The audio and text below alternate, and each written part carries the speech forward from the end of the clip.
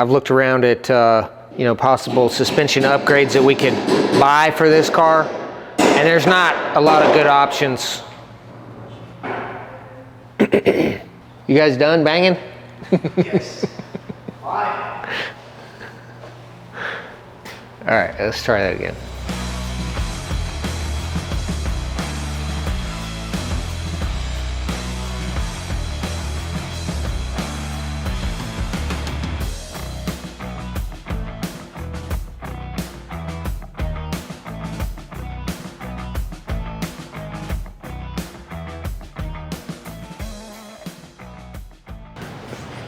Edward, I'm glad you could join us over here at Hammer Fab.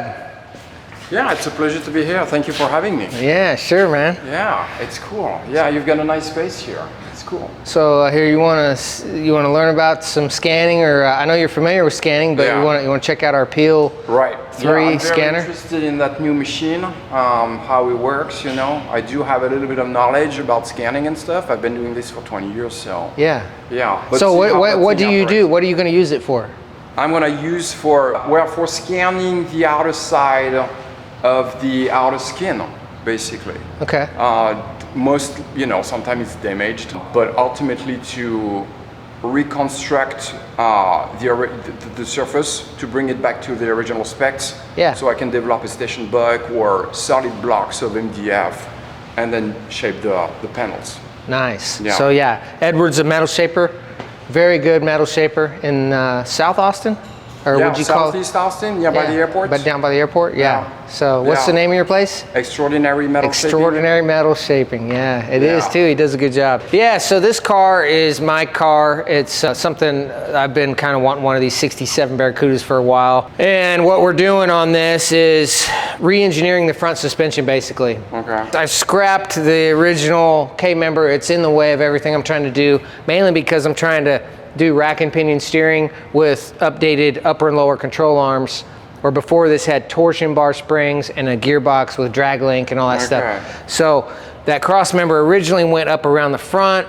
Well, now I have to go right through the middle, so I had to get a different oil pan. So basically what I'm trying to do is achieve the best look at ride height with a big block, with the track width that I want, with the wheels and tire backspace that I want. Yeah. So basically, we got to create all the guts in the middle, reverse engineer a new K-member. I'm going to try and make it bolt in to the stock location with these components that bolt on. So basically everything here is just temporarily tacked in place. Yeah.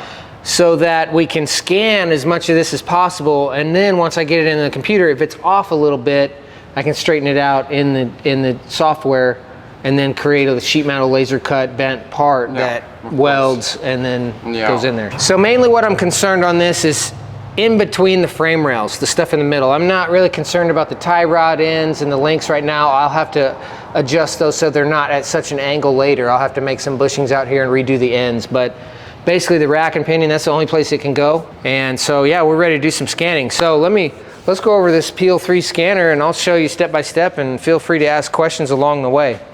The case. The case, yeah. So you can get it with a nice case. I don't know if that's standard. I got basically all the bells and whistles. So this is the thing. I'll talk about this here in a little bit. So this is the main scanner, and it's got a little protector screen here. Yeah. Pretty easy. We'll have to hook up some. Oh yeah, that's super yeah, it's light. pretty light. Yeah, and it's got a touch screen on there so you can pause it and everything. Now this little protector thing here is extra too, I believe. That came with it? I think it's like a option. Okay. Yeah. Okay, so then we've got two cords. We've got the main power adapter, and then we've got the cable that goes from the computer to the scanner. So we got to hook those up. So I've kind of built this tray, or this desk specifically for scanning only. Basically, if you look under here, I've got it set up so that it's got a little tray to hold these things. Yeah. So I've got the laptop one up in there, and then it's got a power strip so I can plug all this stuff in and just have one cord that powers everything. Then I usually run all this over here. Now this end plugs into this cord. So this seems a little bit strange, but I've never had it come out. USB port? Yeah, USB. Interesting, okay. USB plugs in, and then, so I've already got the Peel dot, let's see, what's it called? That's the software. Yeah, this is the that you need for when you do the scanning. Yes, that's correct. This is the peel.os. So this is the basic one that comes with it. Yeah. Now the optional one is the peel.cad, which once we do a scan and process it through, it'll prompt us to, do you want to save this to peel.cad? And then from that point on, you can do even more in-depth editing and smoothing and all kinds of stuff. So, all right, so once we plug it into there, now this has a special plug on this end that goes in this only. So there's only one way it can go. You can't really get it wrong. And even these, they can only go one way. Yeah.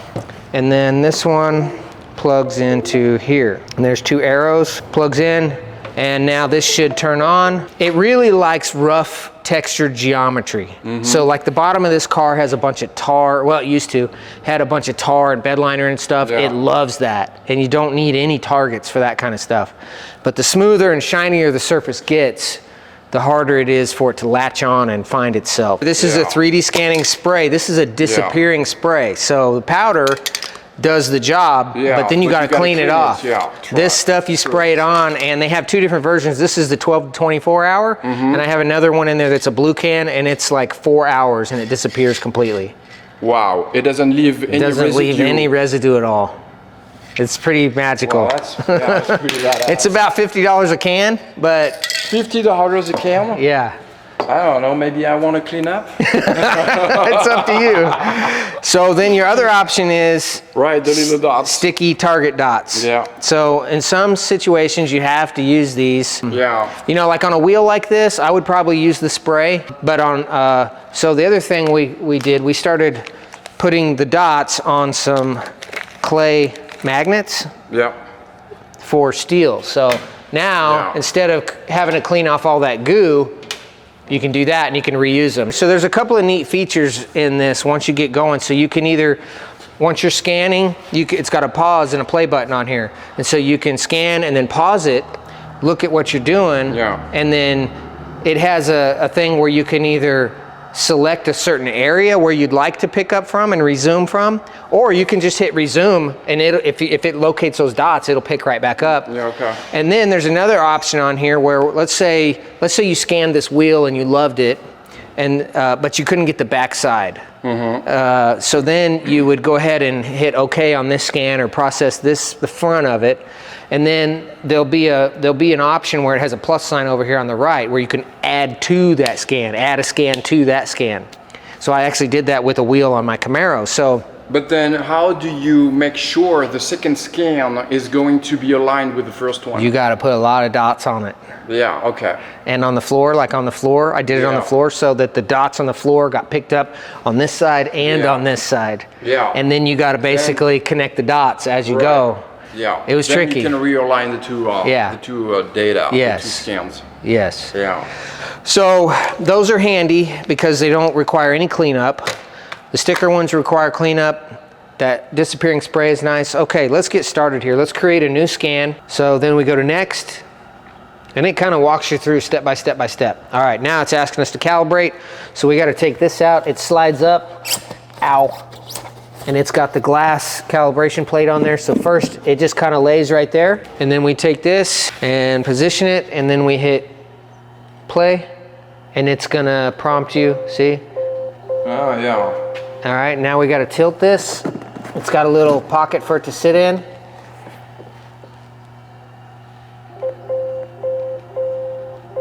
And then we gotta do this way.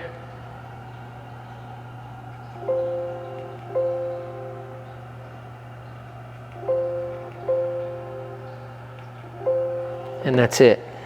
Calibration was a success. And then I always put that away right away so it doesn't get messed up, because that's glass. And shut that up. Now we're ready to scan. Well, first we got to do the dots and the spray. So let's put some magnets on here. You want to do some magnets? Where do you want them? Anything that's steel. So let's go oil pan, engine block, frame rail. You don't really have. You've got a lot of shapes here. Why would you need the magnets to be on there? It just, because it's so shiny. Okay. You know, it'll just help it.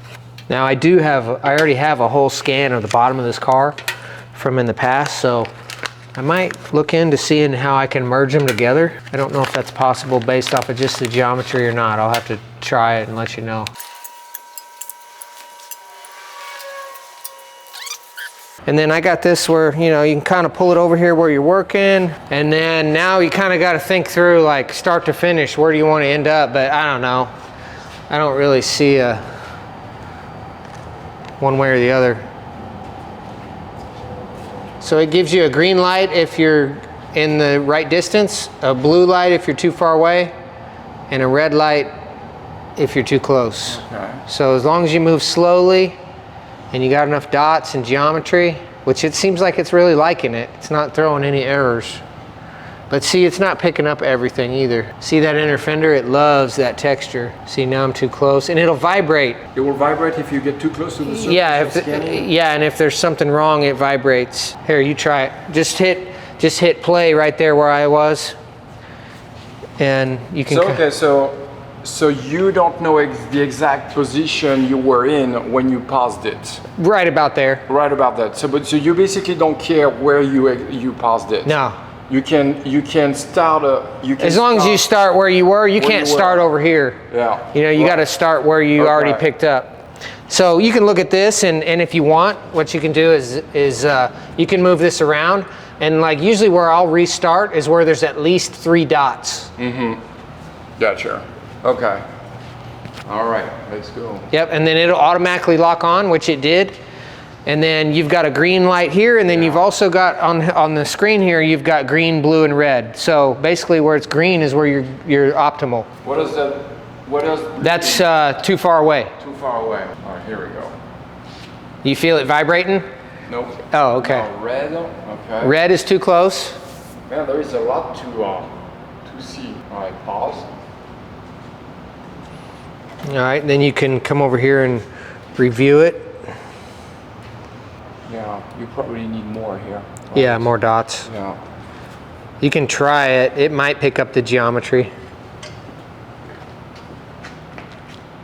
Yeah, it picked up. Yeah, so as long as you got a good solid like connection of everything as you go, it'll pick back up. You know, like I think we could even, if we wanted to resume over here, like we didn't even hit the resume button. Now if you click that, now it's gonna ask you, it's gonna give you a little bit of a preview. So you can zoom out. Basically, if it's green, you can resume there and it'll pick up. You know, if it's red, it's not gonna pick up there. Why? Do you know the reason why for? There's no dots or no geometry. We didn't scan it. It didn't scan it very good there. But over here, look at all the dots that are in that zone. Yeah. It's gonna pick up right there really good. Let's see, we can spin it back over here, and you know, it loves that area right there. And now it's green and we're locked on and we can start moving around slowly. And if it starts buzzing at you a whole bunch, I just pause it. Because if you start jumping around too fast, it starts overlapping things and getting all crazy. Now a lot of that gold stuff will go away. Mm-hmm. It's just dangling stuff. It'll clean up automatically. Yeah, this is noise basically. Yeah, noise, yes. Yeah, okay. Yeah, but you do got to kind of pay attention and make sure that you don't have double rack and pinions or double control arms, or you know, if it's because that could happen. It can happen. It can get off if it loses track of where it's at. It can get confused. Interesting. Okay. And then you basically got to start over. Yeah. So the nice thing about pausing it, well, actually the nice thing is if you get enough of it, like let's say you got a lot of time in it and you're good with it, and you don't want to mess it up. Yeah, just continue. You just continue. Yeah. And get to the point where you can merge and add the plus sign. Then you do another one. Yeah. Now the first one is good to go. The second one is a whole new thing that's gonna automatically merge. So if you're doing a really big scan, I would advise doing that because you can keep adding to it, adding to it, adding to it. In different sections, that you add onto. Yeah, but we may even run into that here. If we keep trying to just keep going, it may get confused. We're gonna pick a spot to resume. Let's try it there. I don't even know if I can get in there. Let me see if I can pick up those dots from back here. Nope, it doesn't like that. There. It locked on. Now I'm gonna try and sneak it around here.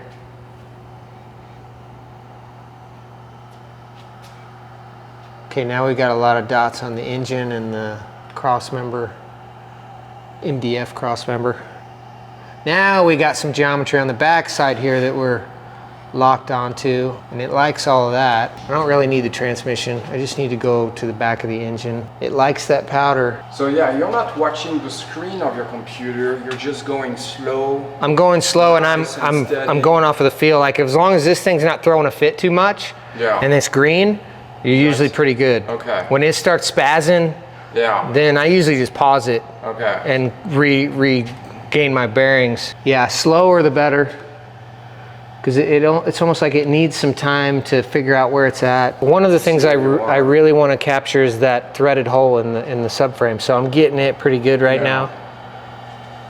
And then I want to create actual geometry there once I get it in peel.cad. I want to create a circle right there so that I can nail it. Yeah. All right. It was giving you a red light. So what is Yeah, it? I'm just, it's because so when I was over here, it's looking up there. When I come over here, it's hitting this. All right. So you just got to back off a little bit. So when it gives you a red light, it's not that big a deal. Actually. No, you just got to get back on course pretty quick. Yeah. So because it's not going to give you a foul surface, right? Right. And you can even do this. Like sometimes getting in a linear motion is better. You know, rotating it. As long as you do it slowly, it stays locked on. So I'm going to pause it, and then let's make sure there's no weird double overlapped stuff, which doesn't look like there is yet. You know, and if we get so much trash in there, it might be best just to go to the next stage anyways. Let's see if we can start here and get some more of this side first. That's the right side. Okay. Resume scan. I'm going to go right there. It likes that. So now I can start over here. And it tells you, you know, where to go. Where to go. Now, if I can get that control arm bushing enough of it, I can create a cylinder geometry there to nail that hole and create a hole off of that cylinder. Let's see how far up here I can go before it throws a fit. No, it didn't like going up in there. It's too close to everything. I mean, basically, if it doesn't like what you're doing with it, it will vibrate on you. Yeah, okay. Okay, I'm gonna pause it. Now let's go to the next stage before I screw this thing up. Okay, see? It's pretty good. Yeah, I'm not sure what that right there is. You see that? Right. That looks like a second control arm, but it might just think it's trash. So let's see if we can go to the next thing and just clean it up. It's gonna take a minute because that's quite a bit of data. And the more, if you go over it, then you go over it again, and you go over it again, and you go over it again. It's just more and more and more and more data. Yeah, more layers. Yeah. Yeah. But sometimes you have to. Okay, so now here, it's trying to figure out where up and down is, and obviously it didn't get it right. Yeah. So we're gonna I'm not even gonna worry about any of that. I just get that out of the way. If you do this, it deletes everything that's red. Like if it had a floor or something, it would automatically detect that that's the floor and you just delete it. But in this case, we're not doing that. We'll just get it out of the way and hit continue. All right, now it's still got, see all the blue? They're kind of transparent. So those are floating things that it's gonna delete. Now you can control that right here, remove isolated patches. So we can ramp that all the way up and it's gonna delete anything that's floating. So you gotta make sure it's not deleting things that you want though. But like we don't need the wheels, we don't need the tires. It's still got the control arms there. So I'm gonna dial it back just a little bit because what I've noticed is sometimes if you ramp it all the way up, yeah, the control arms are still there right now, but sometimes when you go to the next level, it deletes them anyways.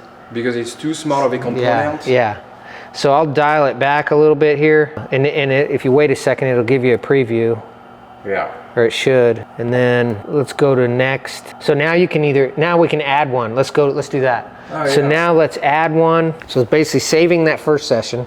Cool. So it's saving it as a separate file?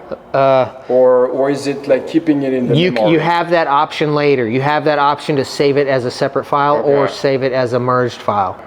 So now we can start wherever we want. As long as we get some of the original dots, it should connect them all. So let's start back here because there's a lot of dots back here. So now it starts it like it's a new scan.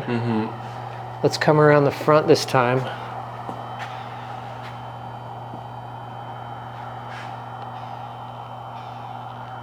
Saying go closer. And the other thing is keeping it parallel to the thing that you want to scan.